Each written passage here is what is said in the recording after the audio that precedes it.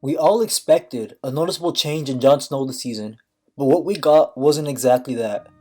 But don't get me wrong, I do believe there was a shift in his character, and I'm going to show some examples and explain some things you might have missed.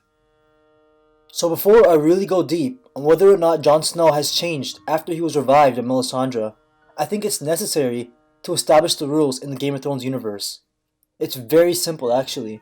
If a red priest or priestess is able to miraculously bring a person back to life, they don't return as the same person.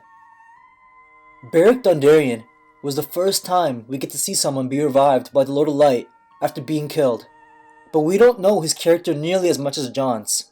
But I'm gonna go with his word that he changes every time Thoros of Myr brings him back. Beric was a lord before creating the Brotherhood without banners, which is something strange for a lord to do. He was ordered to deal with Gregor Clegane, but after the mountain killed him in battle, Thoros of Myr revived him for the first time. He only started up the Brotherhood without banners after he was brought back. He continues helping out the small folk, but would also do things like take the Hound's gold and sell Gendry to Melisandre. He also states that he loses more memories each time he is brought back. And he was brought back 6 times.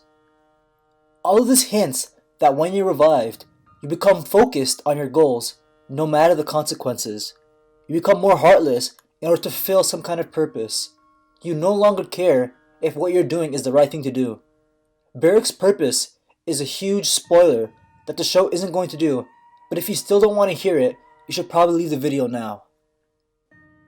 As much as I don't want to talk about the books in this video, I have to bring up this point since it does provide evidence for my ideas. It seems like Beric's reason for being able to be revived so many times was so that he can get to Catelyn Stark's corpse. When he finds her, he tries reviving Cat in the same way Thoros has been doing for him. It works, but this time it was a life exchange for Beric, and he dies for the 7th time and the final time.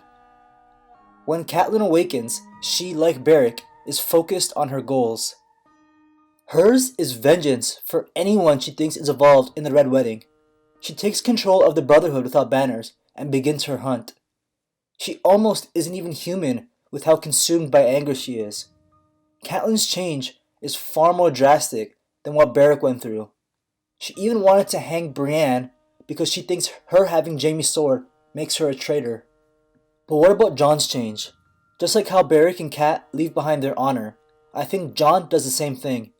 Jon, hanging all the traitors, is reasonable, but what he does after is what made me want to make this video. He abandons the Night's Watch so he can find a warmer place to go. He isn't obligated to stay since his oath is until death, and he already kinda went through that, but it isn't in his character to do it. He dealt with the traitors, but still doesn't want to stay, knowing what's marching towards the wall. He knows he's best fit to command since he knows how to fight against the White Walkers and his formal training that the rest weren't so lucky to get, but he's become more heartless. The writers of the show didn't just forget to change his character, they decided to make it subtle so it's not so in your face. Jon's new goal is taking back Winterfell from Ramsay. Even though he tells Sansa that she'll be the one to rule, he allows the Stark bannermen to crown him King of the North. It was Sansa that won them the war by having the Knights of the Vale join their cause.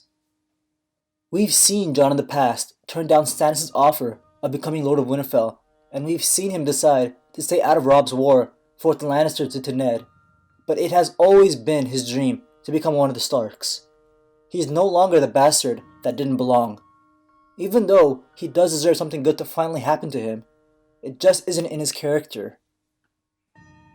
In the final 2 seasons, I think we're definitely going to see some conflict between Jon and Sansa that was foreshadowed in Season 6. His change after Melisandre's revival will probably also become more apparent through their upcoming struggles.